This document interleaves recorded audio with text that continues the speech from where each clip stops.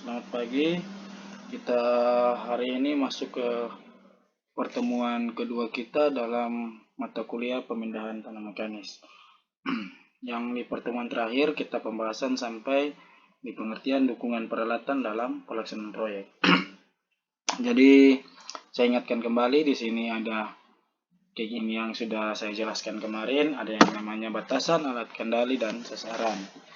Jadi alat kendali yang di sini saya ingatkan kembali, biasanya alat kendalinya itu ada anggaran pelaksanaan. Jadi anggaran pelaksanaan yang di sini yang dimaksud adalah biasanya kita membuat dulu yang namanya dalam kegiatan itu rencana anggaran biaya. Jadi alat kendalinya dalam anggaran itu rencana anggaran biaya. Biasanya kita membuat dasar perhitungan kita, rencana keuangan kita yang akan kita kerjakan nanti. Misalnya dalam suatu proyek ada item apa saja, penggunaan alatnya nanti apa saja, jadi biayanya seperti apa, bahan yang kita butuhkan itu seperti apa, bahan apa saja yang kita butuhkan untuk pekerjaan kita. Nah di situ kita membackupnya dalam sebuah rencana anggaran biaya. Jadi dalam rencana anggaran biaya itu terdapat yang namanya volume dari pekerjaan dan ada juga yang namanya nilai keuangan dari volume tersebut.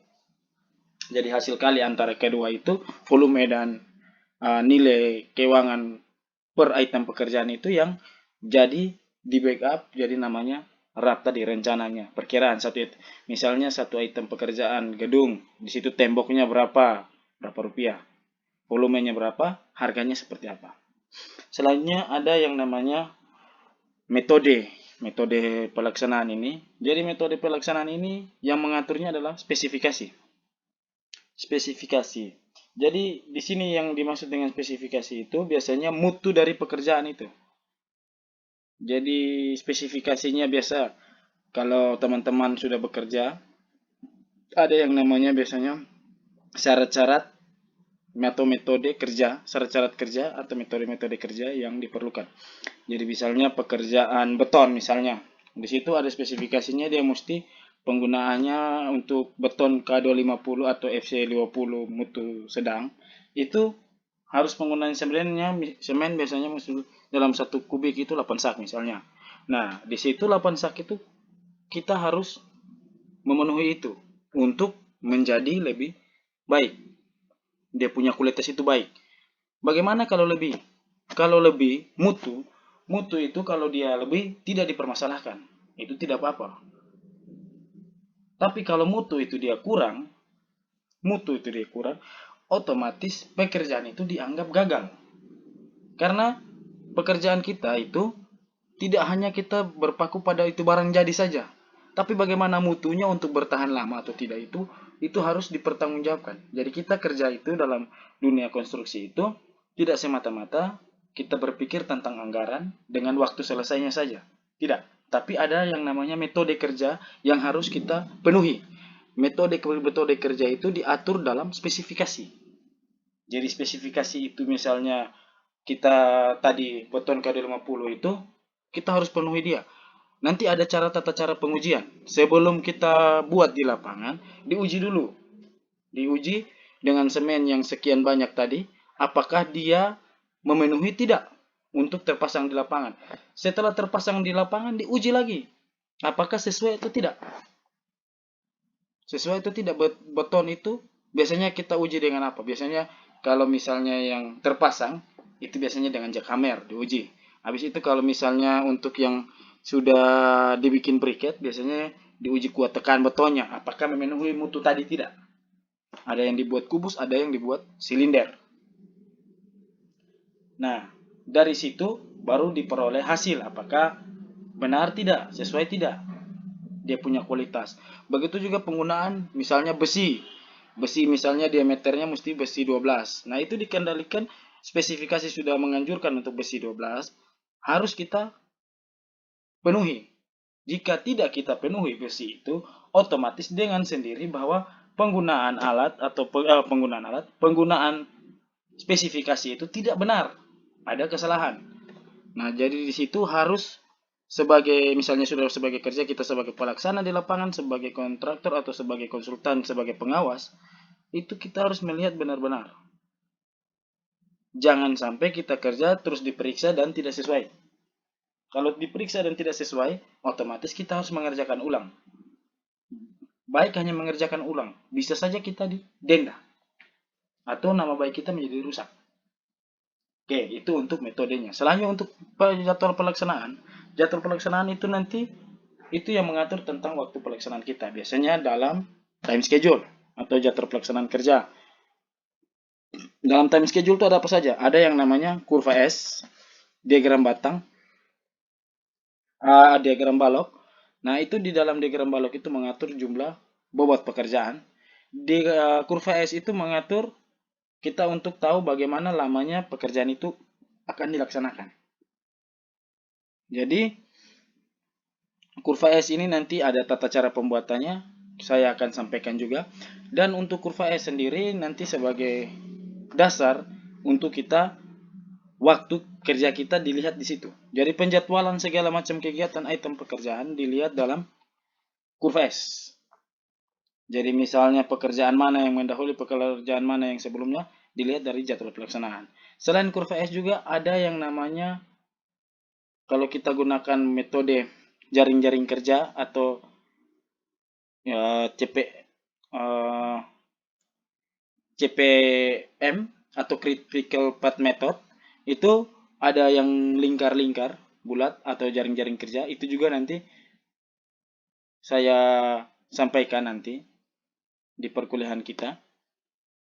Tapi untuk sementara yang ini dalam kegiatan dalam mata kuliah PTM ini yang disampaikan hanya cukup sampai ke penggunaan alatnya saja. Kalau nanti untuk jadwal pelaksanaan ini biasanya dalam manajemen konstruksi, manajemen proyek. Nah, di situ manajemen proyek itu baru berbicara lebih panjang lebar tentang dia punya ini apa?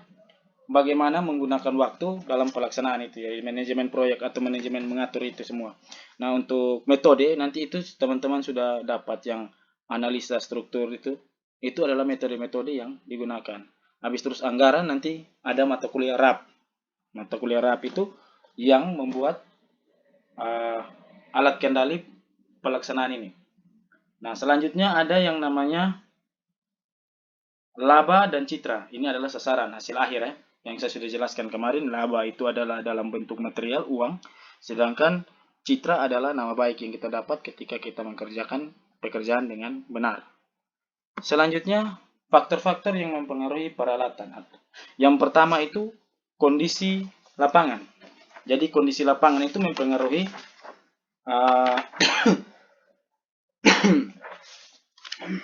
kondisi lapangan itu mempengaruhi peralatan dalam bekerja.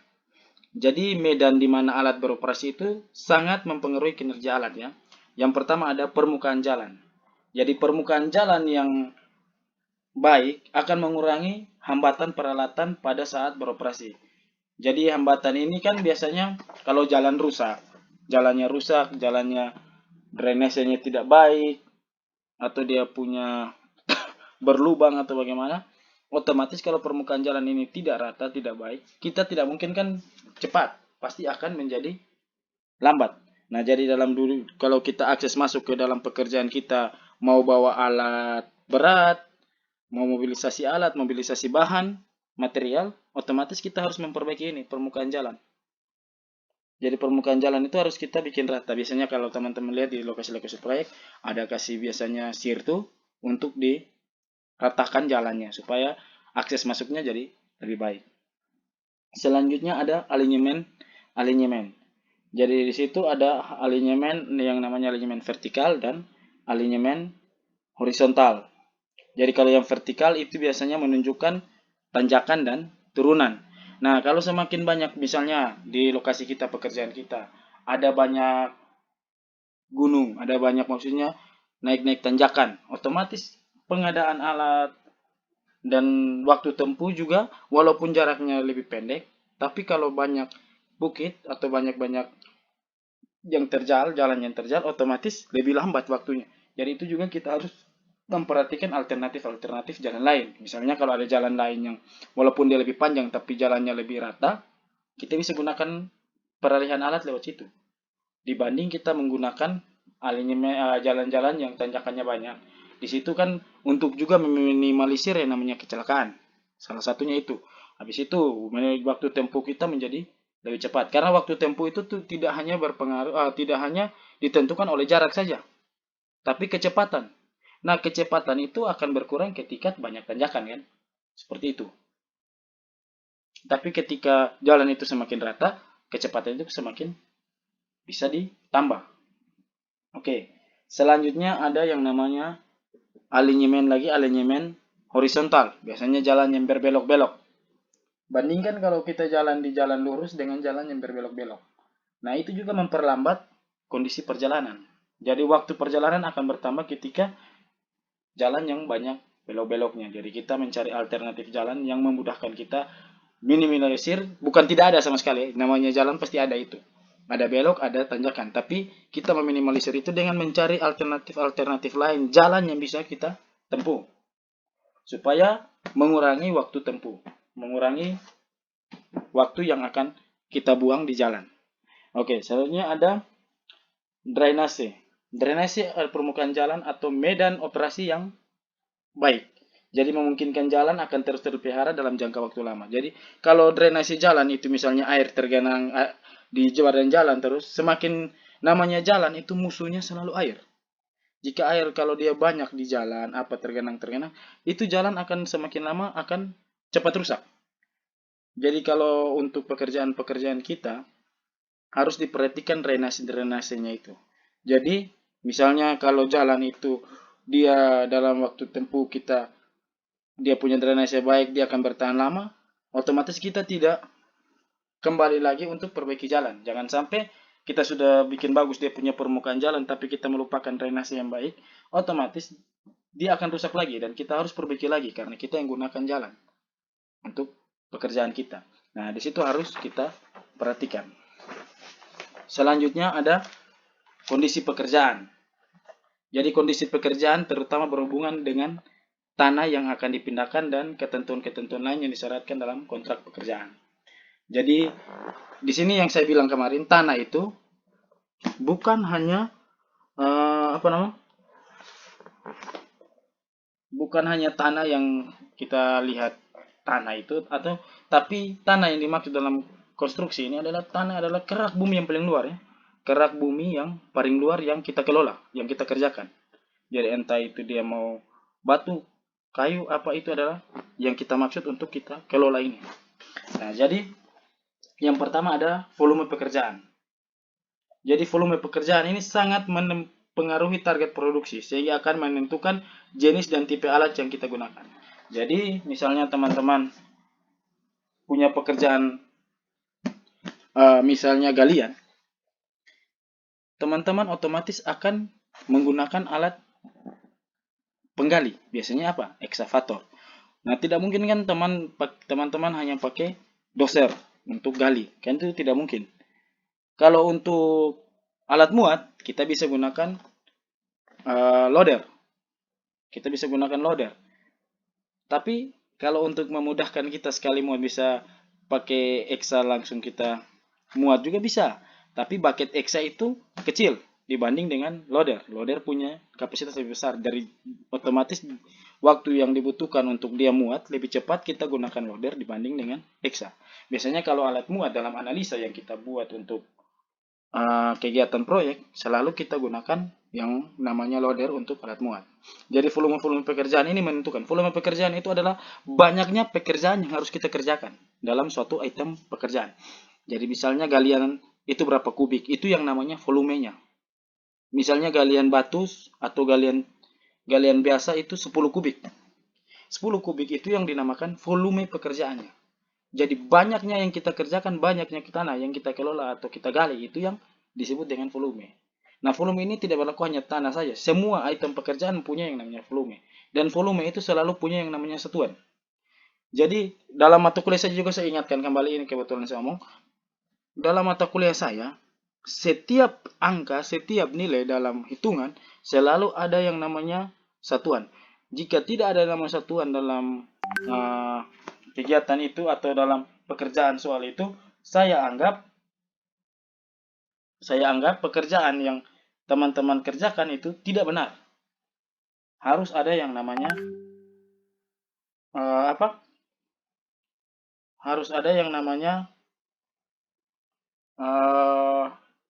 satuan itu. Kalau tidak ada satuan dianggap tidak benar. Nah, jadi volume itu yang sudah saya berikan saya penjelasan tadi. Jadi volume pekerjaan adalah banyaknya pekerjaan yang akan kita kerjakan dalam tiap-tiap item pekerjaan.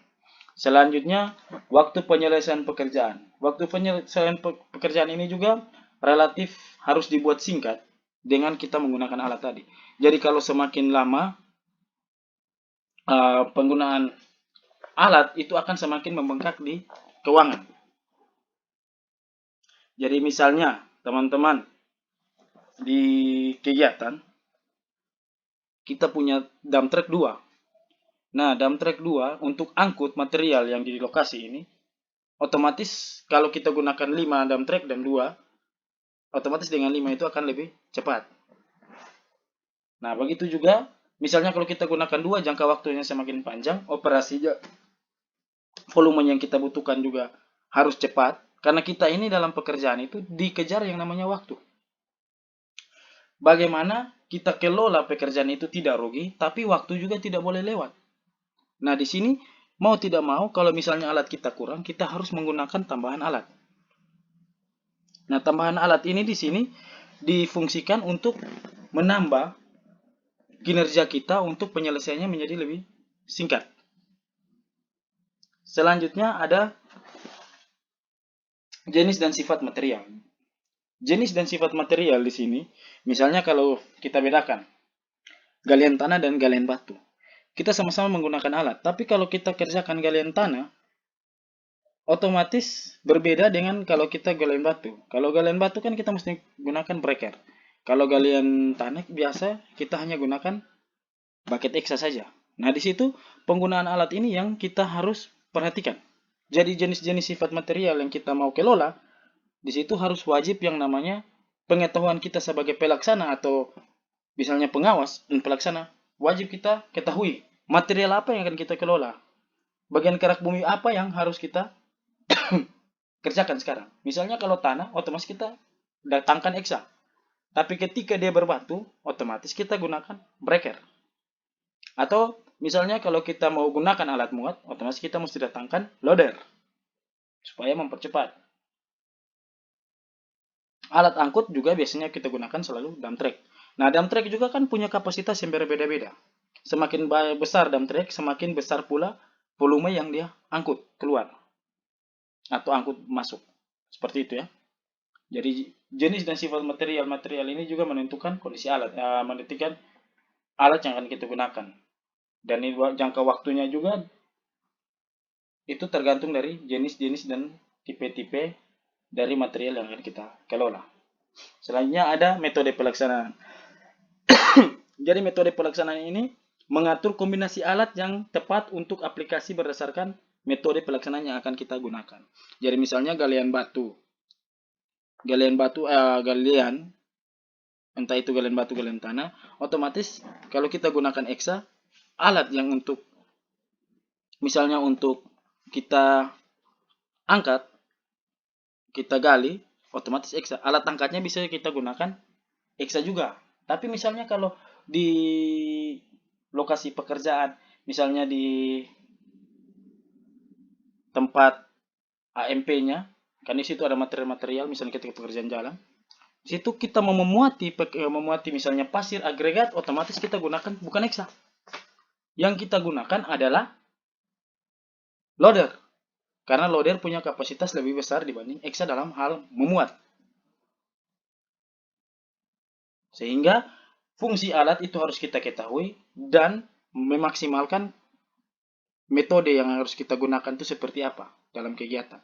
Jangan sampai teman-teman alat muat juga dipaksakan eksa yang muat. Waktunya akan lebih lama karena bucketnya lebih kecil dibanding dengan bucket dari loader. Jadi itu harus diperhatikan ya untuk metode pelaksanaan. Selanjutnya pemilihan peralatan.